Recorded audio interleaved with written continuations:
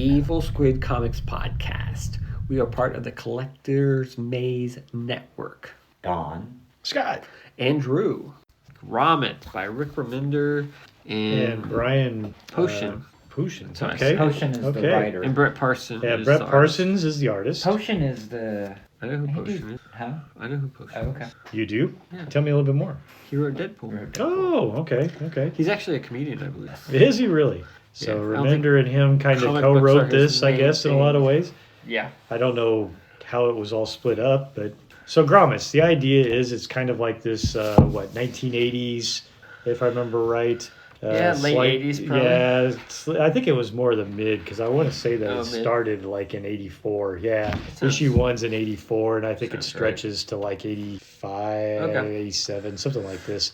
But, a little slice of life thing, in Southern California, or at least in California. Maybe they're more in mid-California, because I want to say Sacramento or something. But they're, high school, that early high school days.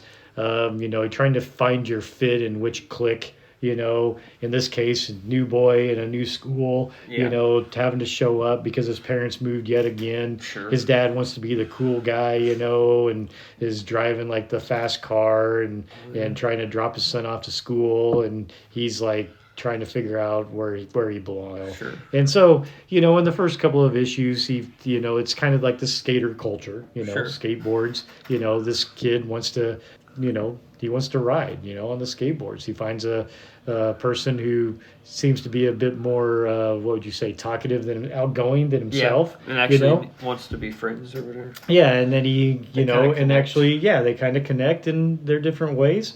Both of them have their own, home issues, but, they use each other a little bit as a escapism from what's going on at home and school.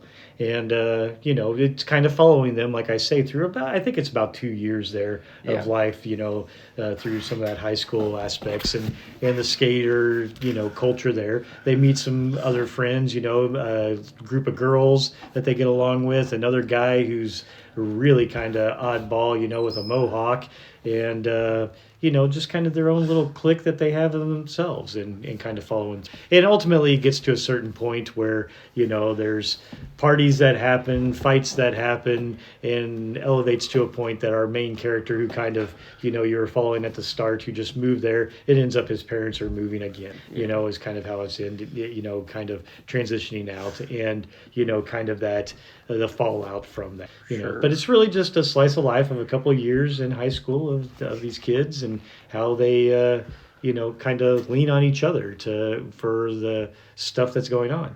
And, quite honestly, here again, I don't know that it's something that, is hugely original or anything of that nature, but it kept me engaged. I really did enjoy this a lot, even though there's just not I can't pin on anything to say, this is real original or that a lot of cool stuff happened or whatever. It reads well, and it captures a little bit of, for me, maybe a nostalgia time. I can't say I was a skateboarder, but that time of the 80s and trying to find your place in the cliques and the friends that you could escape with, really spoke to me. So I liked it, but I don't know that it's something I could ever really recommend either. The art's good, art's solid, and works pretty well with the story. What else has he done?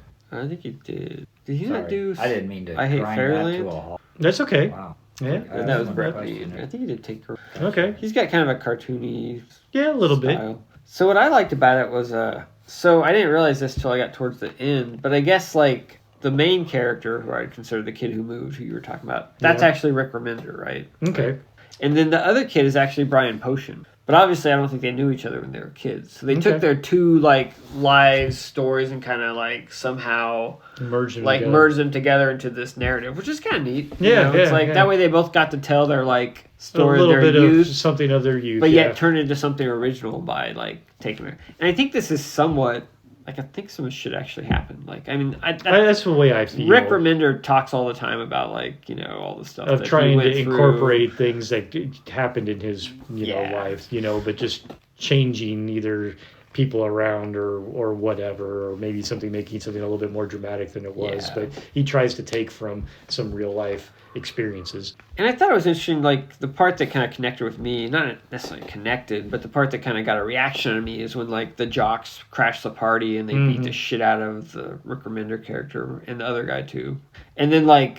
the whole sense, though, of even when they were fighting, they felt like they couldn't leave each other behind, a little bit. There was still that certain loyalty to your friends that was happening, even in the midst of disagreements that were going on. And especially in that age range. I mean, I know that I was always, you had disagreements with, those close friends. I mean, because hell, they were sometimes in cases closer than your family, so those disagreements happened, but you always came back around, and you always met back up and, whatever, shared some other type of story or did something. And I really respected that, or I thought they captured that pretty well.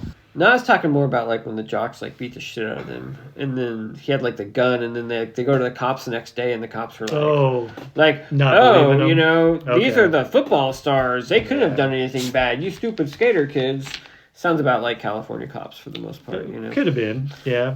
There's a reason why they're the most corrupt. But yeah, no, it's like, it feels very, like, I feel like we haven't really evolved that much, It seems like the jock kids still get all the passes. It's all about football and sports. And there's a lot of sports that, that's the moneymaker and the entertainment, and they do get probably some preferential treatment. I think we've evolved a little bit. Like, I don't think what happened in here would necessarily pass. I think someone would have gone to the media or something or got some...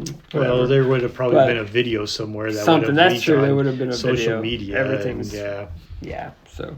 But yeah, no, I thought it was pretty good. It's engaging, kind of pulled you in and kind of... It did. For something that I didn't really think. Characters. Yeah, I didn't... For what the story really is, and like I said, I wasn't a skateboarder at all. I did not think that this would be something that would click with me, and amazingly enough, I felt like it did.